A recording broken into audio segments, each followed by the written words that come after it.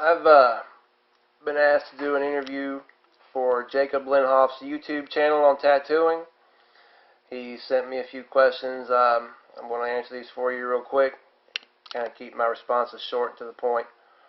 So hopefully this helps you out, Jacob. First question he asked me was, how did I get interested in tattoos? I'd been drawing since I was probably 6, 7 years old. I've always loved art, loved the design work. Started seeing a bunch of tattoos when I enlisted in the Army. So it just kind of piqued my interest. I like the art. I like seeing what everybody has, their interpretations of art, things of that nature. So that's kind of what started my interest in tattooing.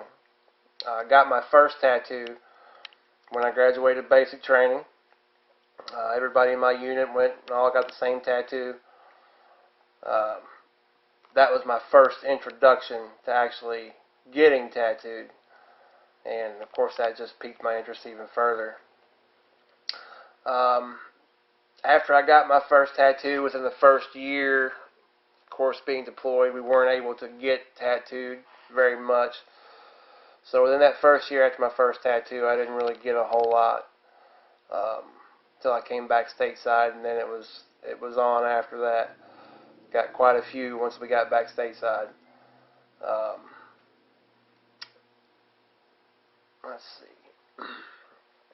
Tattoo that I would want to have done, I've really wanted a portrait of Jim Morrison tattooed on my rib cage, on my side. Still have yet to find somebody I trust well enough to do that. Hopefully within the next little while I'll be able to find somebody that can do that for me. One of the most memorable tattoos I believe I've seen was a portrait of Jesus Christ done on somebody's back as a back piece. And it was separated, had Jesus Christ on one side and had the Virgin Mary on the other. Very intricate tattoo, very beautiful tattoo that was done very, very well. That one sticks with me. I became a tattoo artist because, like I said in my earlier answer, I love art. I love the interpretation of art. And being a tattoo artist, you get to meet all kinds of people, hear a lot of stories. I always tell people tattoo artists are kind of like bartenders, but with a little more pain involved.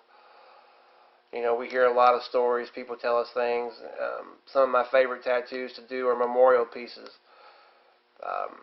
Not only in the fact that it kind of helps people remember their loved ones that they've lost, but you kind of get to hear the stories behind it and what causes people to want to, immortalize somebody in a tattoo. And those are kind of one of my most favorite things to do. Training-wise, when I broke into the business, it was old school. I've been tattooing for 23 years now, so I actually had to apprentice under somebody. And while I was doing my apprenticing, I also obtained a degree in fine arts, but you don't see very many tattoo artists that has that, but I am one of those. I pursued it to the fullest to make sure that I was well-rounded in what I'm doing. First tattoo I ever did on somebody other than myself, I did a scorpion, little black scorpion, little bitty old thing on one of my good friends. And he still has that tattoo to this day, and it still looks good for being my first tattoo. So I'm pretty proud of that. A drawing that I'm most proud of? That's kind of a difficult question when you've been doing this as long as I have. You do a lot. You've done a lot of drawing. But I would say, and this is not a tattoo, the drawing I'm most proud of, I did a portrait drawing of my grandmother after she passed away.